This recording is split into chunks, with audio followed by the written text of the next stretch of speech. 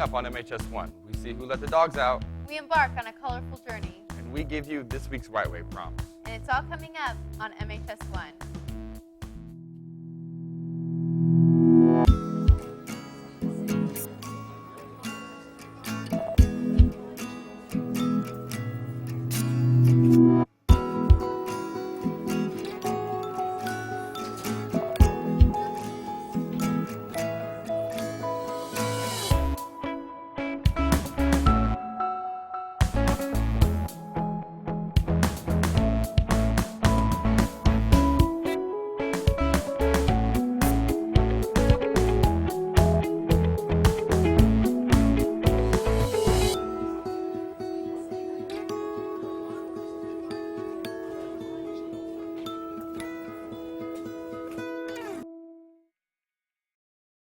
Good morning, McKinney High School. I'm Ty Holt. And I'm Mallory Hauser, and you're watching MHS1.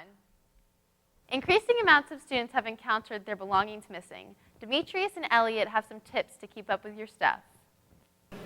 Thievery has been a rising issue here at MHS. Main thing about your cars is just keep them locked. You'll be amazed how many people drive up, park their cars, get out and walk into the school and never bother to lock the car. If you don't lock your car, there's a chance someone's going to go through your car as well, just like a locker. We've had people who've come in and reported that they left their car unlocked, people went inside, stole things they had, or just rummaged through their stuff, or even hotbox their car, where they'll get inside just to find a place to smoke their cigarettes or smoke weed. Students have been starting to feel less safe due to the spike in theft. The general safety about items in the school kind of depends on where you are and what you do with your things. If you're in the locker rooms and you just leave them around, you're most likely going to get your things stolen.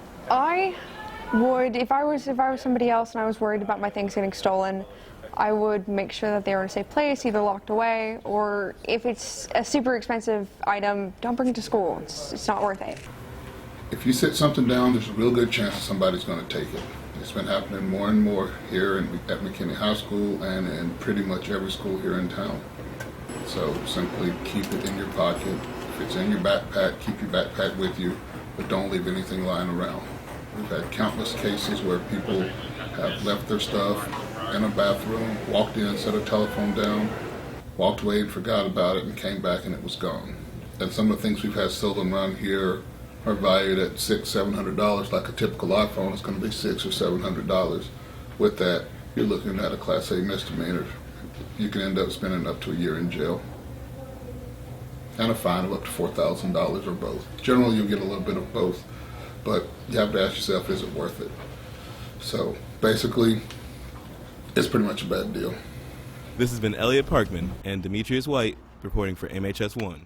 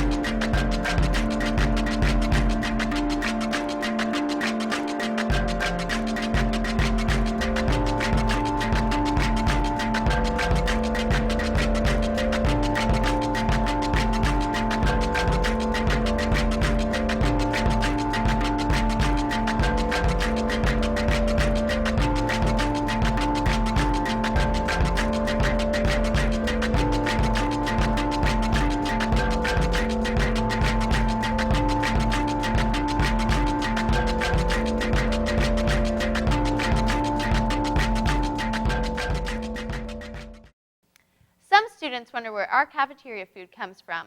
Leo Barrera has it figured out. Cafeteria food. We may not always eat it, but when lunch starts and that smell moves down the hall, we all know it's there.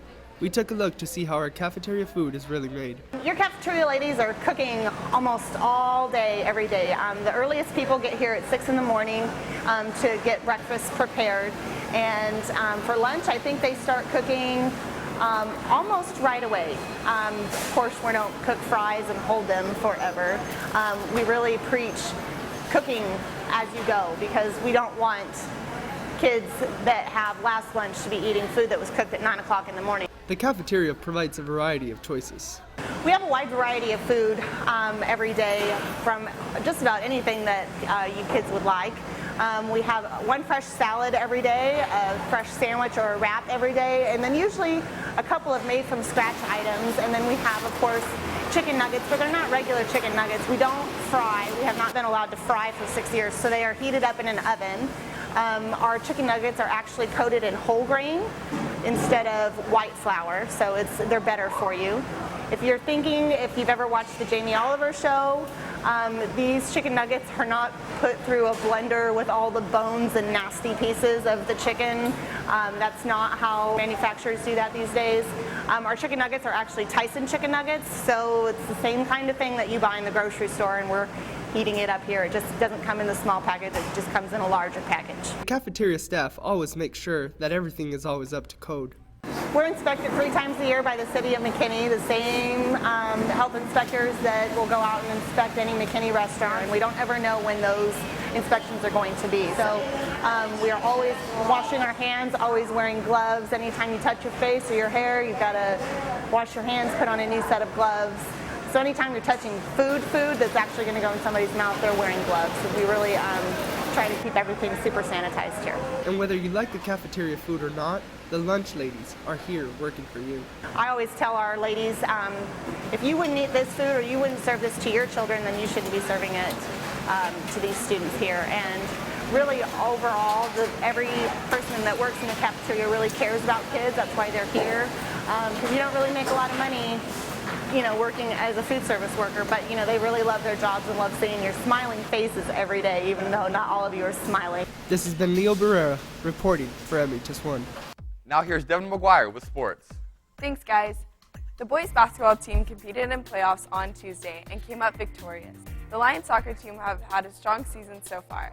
The Lions will take on the Little Elm tonight at McKinney High. The Lionettes soccer team will also take on Little Elm tonight in Little Elm. Now here's Kim, Charlie, and Mason with a look at the Marquettes. Recently, the Marquettes competed in the Showtime competition in Carrollton on February 11th. The atmosphere during competition is pretty crazy. You're constantly going and you don't get a break at all. And I have to keep the girls on track and get them practicing before we compete again. But it's very competitive and the atmosphere is so much fun because there's so many other girls there, and I know that I enjoy it and I think the other girls enjoy it, and it's really rewarding in the end. I think the Marquettes have done much better in general every single year. I think they grow, and every year I'm always amazed, I really am, about how hard they work. They come in and they're really dedicated. It takes a lot of dedication to work together as a team to get everything as unified as they get, and they just keep working harder and harder every single year, and the talent comes out every single year, and it's just, I think it shows in the product that they produce. They're really talented young ladies. But what exactly does it take to prepare for a competition?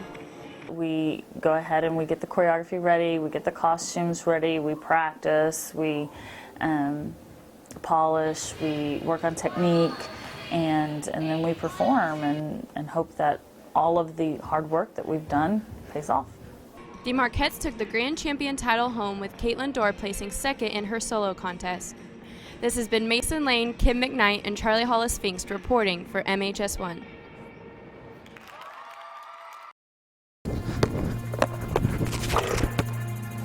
Hey ladies, I'm back with another important basketball announcement.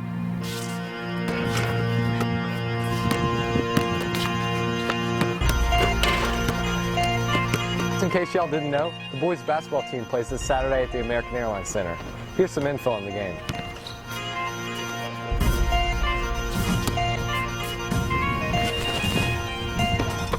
The game starts at 1 o'clock, so allow yourself 45 minutes to an hour to get there. However, parking tickets cost $10, so a cheaper alternative would be to take the DART from Parker Road Station in Plano to Victory Park Station in Dallas.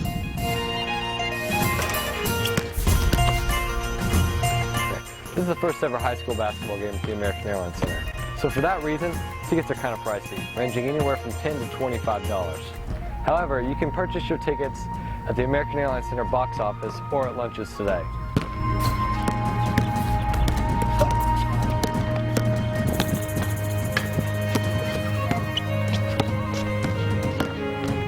We need all the fan support we can get, so be there Saturday at 1 o'clock at the American Airlines Center. Not just for your team, but for America. That's all for sports. Now back to you. Thanks, Devin. A new class at McKinney High School is taking learning to new heights. Violet and Sharon show us more. Have you ever been interested in flying or becoming a pilot? This year, McKinney High added Aviation to its curriculum. Aviation program started this year, and the reason it started is because part of our career technology education program, which is a big program, and last year a group came to us with the idea of, or asking us if we would like to have aviation as an offering. And we've had the instructor, the senior instructor, his name is Rick House. He actually is the one who coordinated it for the school district. And then he has brought on the instructors to teach those courses for us. What the students in this class are learning is they're taking what's called the private pilot ground school. It prepares them if they wanted to learn how to fly, the different rules, the different regulations, the different types of aircraft, how airplanes fly, some different things on how we maintain aircraft, the instrumentation of aircraft. Basically everything that student is going to need to learn for flying an aircraft. Other than just learning about aircrafts, the students also undertake projects. We've done projects like the potato cannon, where we built a potato cannon and shot it and measured velocity and how far it went. And then we've done a hot air balloon. Well, right now what we're doing is we're trying to develop the program, and the goal is for them to all get their pilot's license by the 4th year. We go to this class as first, Intro to Aviation, and then ground training comes next, and then I think there's another class, and then you pretty much go to some place like in Addison where Mr. Patrick teaches. Aviation wants you. This has been Violet Carrera and Sharon Sims reporting for So Uncle Sam? No. Oh, U.S. Army. What was that? How's that saying? A place in Allen combines black lights and trampolines. Here's Alex and Taylor with the story. Opening in December, Cosmic Jump is a new place for teenagers to go for a jumping good time. I applied here in the first place because I knew a lot of my friends were starting to work here, and it turned out being really cool because it's actually really fun to come and hang out with my friends. I think we're definitely the it place in town. You know, we have at 9 o'clock anywhere from 100 to 300 kids from Lovejoy High School, any of the McKinney High Schools and Allen High Schools show up to come and enjoy the facility every weekend. I've been in so many times with my friends and they like it too, and I might have to come here before the playoff game. Nah, I'm joking. I'll be focusing and resting. My favorite thing to do at Cosmic Jump would probably be the dodgeball or the basketball. What we're doing right now is we have what we call Club Cosmic.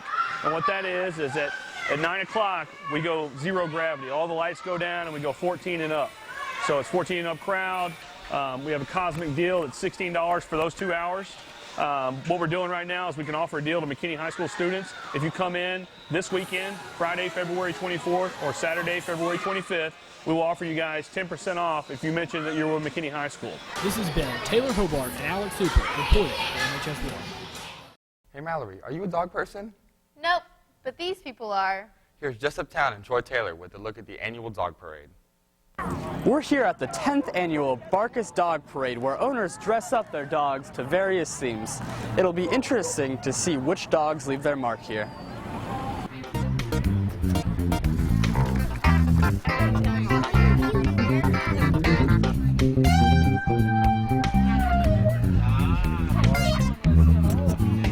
This is the crew of Barcus Dog Parade. This is our 10th year. This year, because it's the day before President's Day and it's election year, this is All-American Barcus. It's pioneers, presidents, and patriots.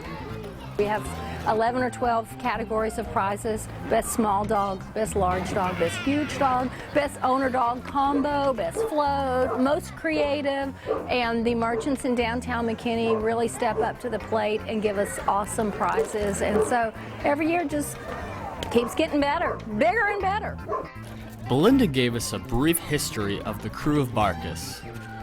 We started back in 2003, and I owned the Art Institute of McKinney, and it was started as a creative way to get families involved in the community and bring Mardi Gras to McKinney. And I wanted something fun and exciting, and we were looking for ways to promote the Art Institute of McKinney, so we thought, why not have a parade?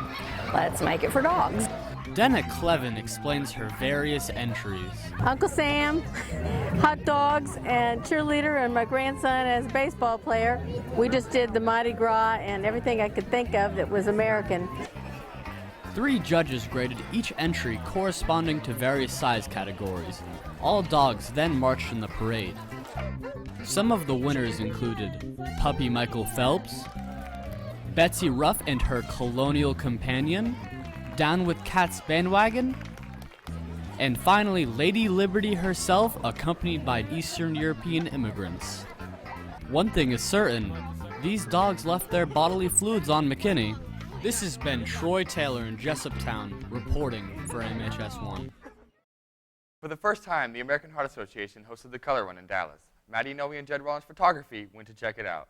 10, 9, 8, 7, 6, 5, 4, 3, 2,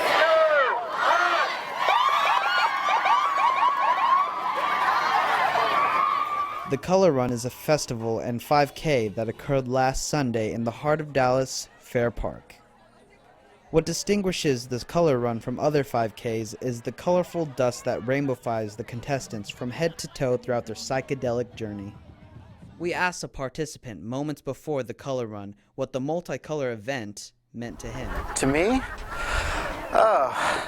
Well, I guess I'll actually probably find out in probably about an hour and a half once I get done with it, and this will be my first experience with it, so I'm really looking forward to what it's going to mean from here and hopefully in the future. One of my friends posted it on Facebook, and so I saw it and I went on the website and I looked through it. I was like, oh my gosh, I have to do this. Another aspect of the Color Run's great turnout is the popularity of promoting events through social media, such as Facebook, making people interested into being a part of an organized community. Oh, I think it's awesome. It's a great way to get promote events, because I would have never found out if not for Facebook. All of the proceeds from the Color Run go to the American Heart Association, a non-profit organization that fosters appropriate cardiac care.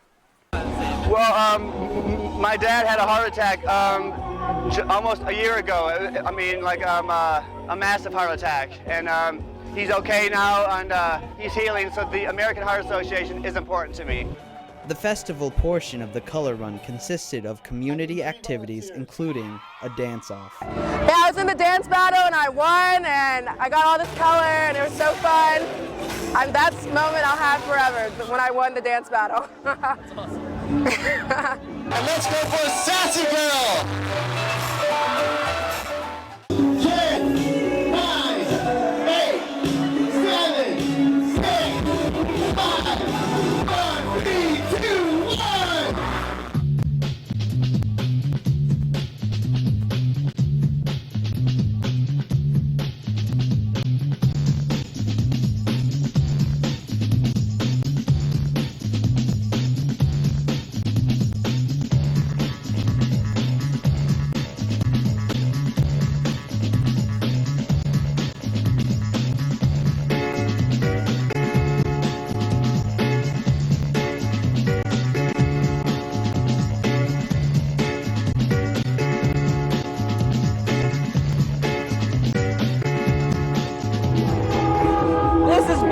Noe Garcia, Maddie Derryberry, and Jed Rollins Photography reporting for MHS1.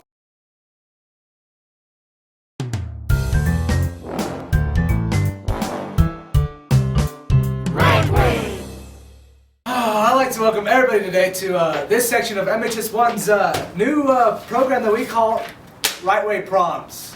Just kidding. We're not actually talking about the right ways. Actually, I lied. We really are talking about the right ways. So here we go with the prompts for today. For Algebra 1,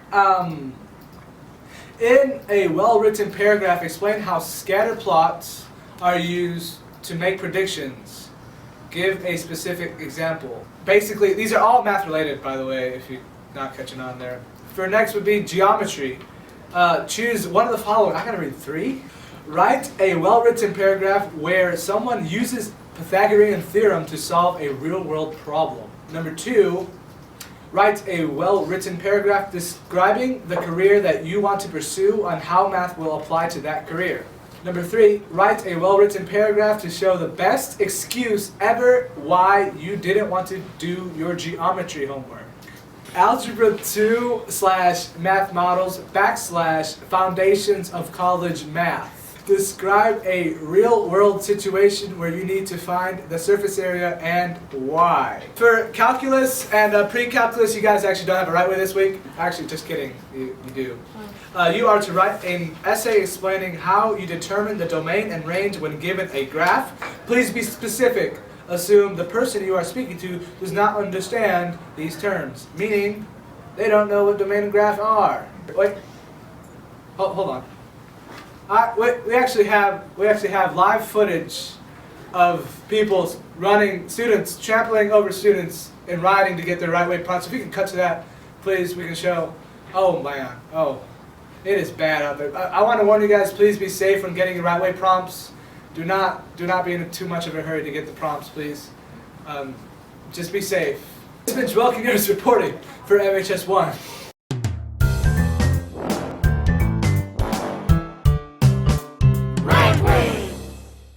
That's all we have for you today. For more news, visit mainstreamnews.com. Oh, sorry.